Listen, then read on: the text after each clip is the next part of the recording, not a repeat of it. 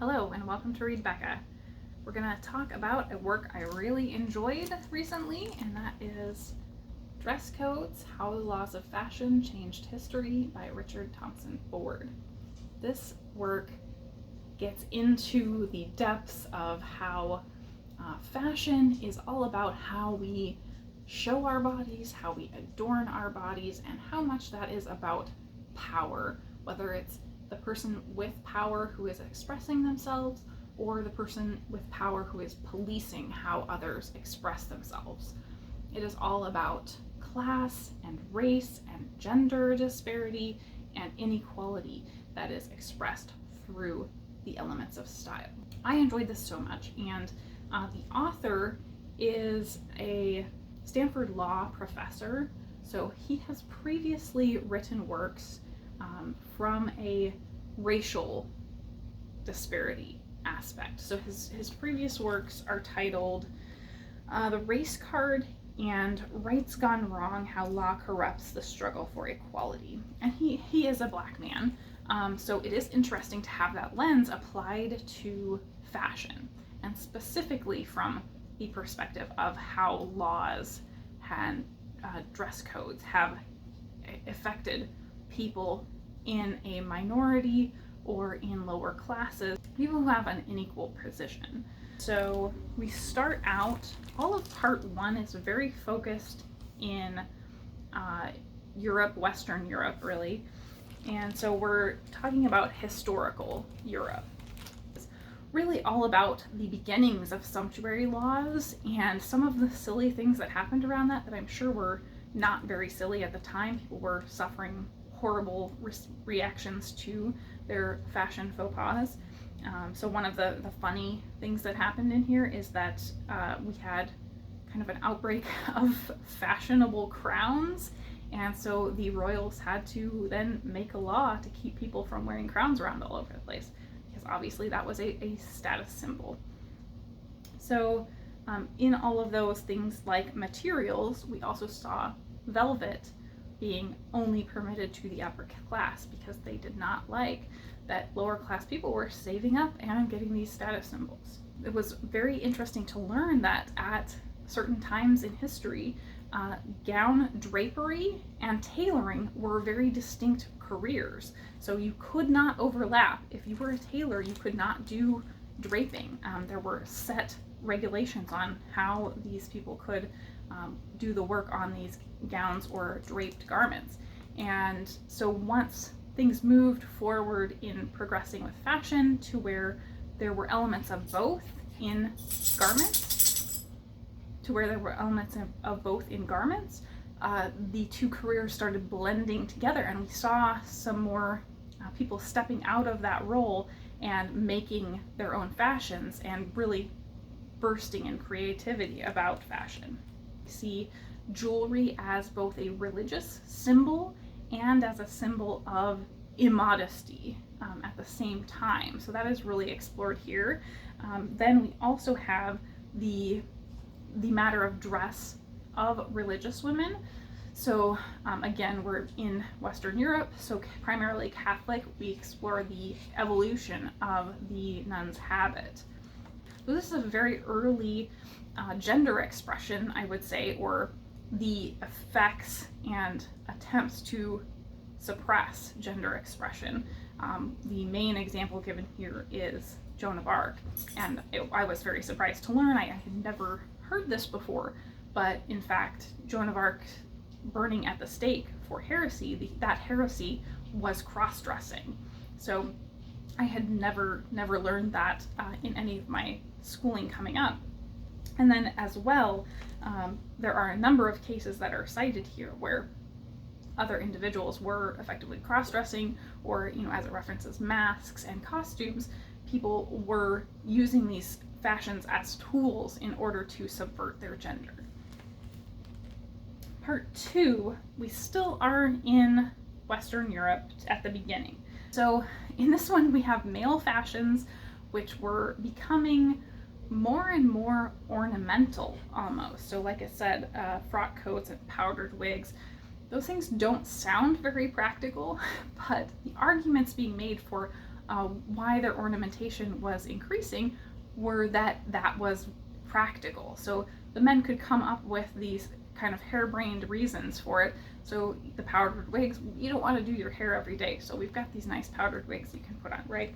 So with the tartans specifically, there is actually a discussion of that having been outlawed for a very long time and kind of lost as a national identity a bit. So when that came back, it was not just a symbol of previous identity. It's something that specifically the upper classes adopted because they were able to afford to replace all of those items after it had been outlawed for such a long time. So that was really interesting, and that's not something I had ever learned about before. Chapter 7 is Sex and Simplicity, the merits of tailored coats, whaleboned corsets, full skirts and petticoats, and neoclassical gowns. This was the torture of fancy dress, basically, in the gender binary expression of fashion. And then that's followed by the rational dress movement, the inconveniences of bloomers, tight-laced corsets, starched collar shirts, and suits with short trousers. So this is the reaction to those really big, audacious outfits, is that now they're realizing they're not so practical, and we're getting rid of bloomers and getting rid of corsets. And this in particular is where that movement toward having almost seamed corseting in the dresses came in, and we got that joint of the drapery and the drapery and tailoring together. So then we have the move toward more all of Western culture and not just Western Europe, the flapper feminism. The scandal of drop-waisted shifts, bobbed hair, Cupid's bow lips, dancing flats, bakelite earrings, and the Symington side lacer. So we had this move toward more functional, away from the big costumed dresses, and we moved toward very lightweight, easy outfits. But not only was this a move toward what was perceived as kind of tomboy dress, it was also perceived as extremely immodest. Flappers were believed to be easy to get in and out of the dresses, and so that was scandalous, of course. But not only that, this was kind of where we start seeing true dress codes coming in workplaces, because women were actually working at this time a significant amount. So these women were being affected and told they could not wear flapper gowns at work or wear any of the accoutrement of that outfit. So from there, we take a big shift into the racial inequality of dress. So this was terrible to read. It explores the fact that slaves would often take on extra jobs outside of their owners and save up money in order to get their own clothes and have kind of an identity of their own, and then would be persecuted for dressing above their station. They would be accused of saving up clothes to use basically as currency for running away. And so they often were forced not to have their own clothes. They had kind of heavily worn rags, basically. The 60s and 70s, we have the civil rights era. So we have a lot of pictures here that I wanted to walk through. And this book has been fantastic in terms of the pictures. There's black and white pictures throughout, and then a number of color photo sections. So I don't know if you'll be able to see this one because it's in the background, but there is a lunch counter sit-in with Anne Moody, and it talks about the fact that she, prior to the sit-in, had to go get her hair straightened for hours beforehand and get it done up for respectability. And this respectability politics is something that comes up throughout this. So this was a principle of the civil rights movement at the time to more or less assimilate to the white culture of wherever they were, and not appear above their station, but appear in line with a respectable person of the area. And so similarly, at civil rights marches, you would see people dressing entirely in suits and ties for that respectability politics. when they went to more rural areas, they would do the same thing, but it looked very different. So you had people dressing in coveralls and jeans, jean jackets. A few years later, then, we have the opposite. The reaction was, with the Black Panthers, you had moves toward natural hair and dashikis. And so we have this pushback of we are respectable as people, and what we wear makes us respectable regardless. We don't need to assimilate with white culture in order to appear respectable. And so that was a very new thing to me. I had never heard that really talked about. I'd heard about the respectability movement early in civil rights and with MLK, but I had never heard that talked about with the Black Panthers and why there was so much pushback there. So after that one, we finally have sagging and subordination, which is the modern story of more or less gang culture, or the perception of gang culture. And the topics covered here are represent the race, don't wear sagging pants, gang colors, hoodie sweatshirts, and decorative orthodontic devices. So the hoodies, they do talk about Trayvon Martin, for instance, as, you know, someone who was profiled. They talk about dress codes in schools profiling saggy pants. They talk about the fact that colors, gang colors, are a way of profiling. And one really interesting story that was told in here, kind of from both sides, we get, I think it was a kindergarten teacher talking about how as early as that age at kindergarten, she can see kids who have parents, she believes, who must be very ingrained in a gang, because even their very young toddler children will absolutely not do anything with a certain color. And so we have this very, very deep-seated color prejudice for clothing. But then on the backside, we hear a story from a parent who is just so utterly fearful of their child being in any way associated with a gang, or mistaken for being with the gang, that from a very young age, they are ingraining in them to be afraid of that color. And so we don't know, but this teacher is assuming that the parents that have done something like that must be part of a gang. Meanwhile, they may just be frightened parents who are concerned for their child. So there's a lot of miscommunication and misunderstanding surrounding this particular mode of dress and what it means, but a lot of it is more about being transgressive, and that comes up a lot throughout this whole book. So then we move on to politics and personality. So this is all about kind of identity, individuality. This is specific to really the entire thing up to now is specific to the gender binary. So we have kind of starting at one end, we talk to Playboy bunnies and Hooters girls, and they discuss lawsuits about sexism surrounding the jobs, and they've actually made up job roles that specify kind of ageist principles where these women have to be young and pretty, basically, and that becomes an identifier of their career. We also have other discrimination cases about things like wearing makeup, but for whatever reason, that is in fact legal for the discrimination to happen, because it's legal for them to discern based on traditional gender roles.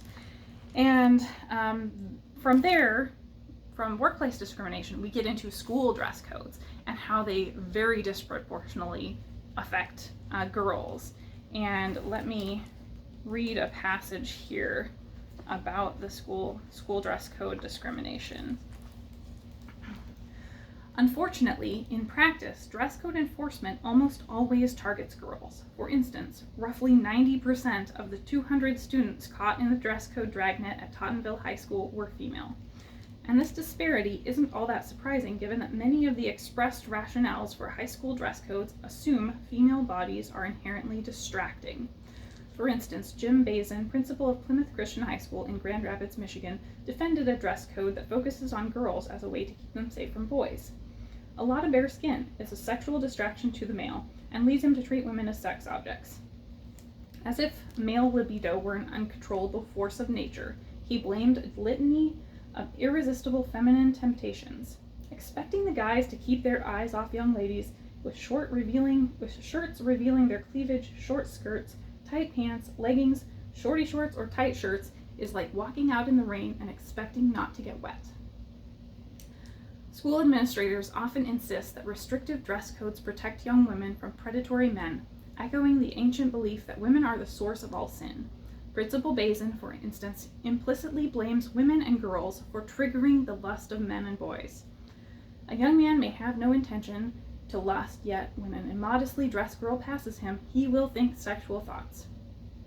Accordingly, sexual harassment and objectification are not themselves misdeeds that should be kept in check by school rules, but instead, following Augustinian dogma, the inevitable consequence of man's total depravity are once pure minds corrupted by the fall. By this reasoning, women are to blame for original sin, and morally responsible for ameliorating all of our sins that come thereafter. The only way you can help young men not to treat young ladies as sex objects is by telling the young ladies to cover up. So that is just infuriating, first of all. And then they close the chapter with statements about just how impossible these dress codes are. Modesty is, by design, always a moving target. Any group of women, no matter how they are dressed, can and will be divided into the virtuous and the sinful, the good girls and the bad girls. And because women carry the guilt of Eve's original sin, moralists will find some bad ones. When high schools enforce overly strict discriminatory dress codes, they're doing what schools know how to do best. They are teaching their students. They're teaching them that yoga pants aren't just casual attire, they're signs of sin. They are teaching them, by example, to identify bad girls by what they wear and to treat those bad girls badly. So I just found that so insightful, and this covers the actual legal cases of those dress code discrimination situations.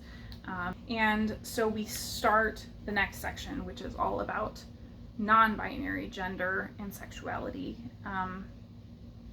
And we start with the dress codes in schools.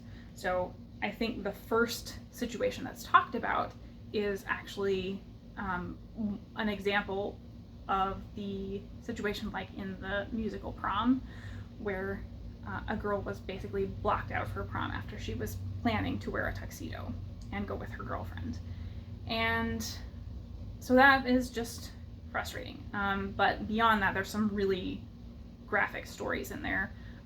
It does talk about a lot of legal cases around that at schools, talks about the legal case, and does detail the situation that happened with the murder that led to the trans panic defense, which is just a horrific thing. I'm not going to talk about it here, but if you do want to look up that defense, I would give you massive trigger warnings. So one thing though that I did find very insightful here, and I don't think I'm going to read the whole thing, but this comes from transgender activist and philosopher Tally Mae Betcher.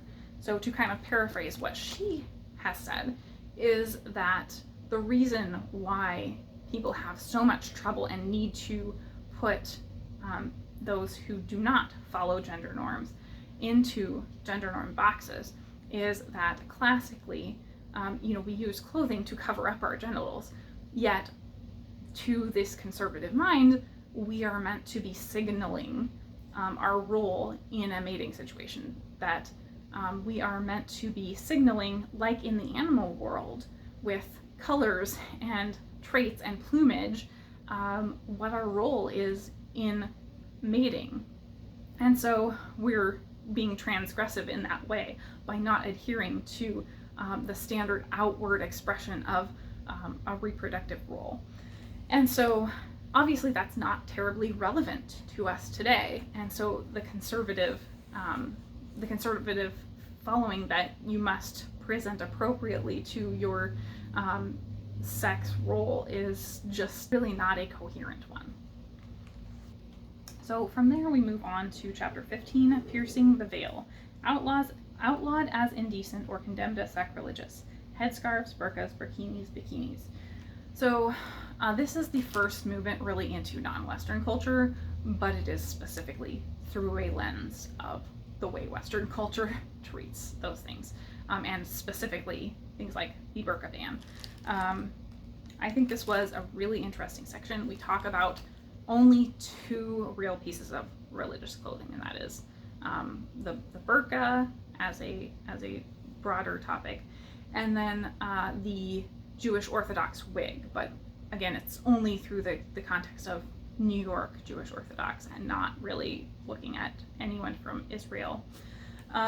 So I found this really interesting.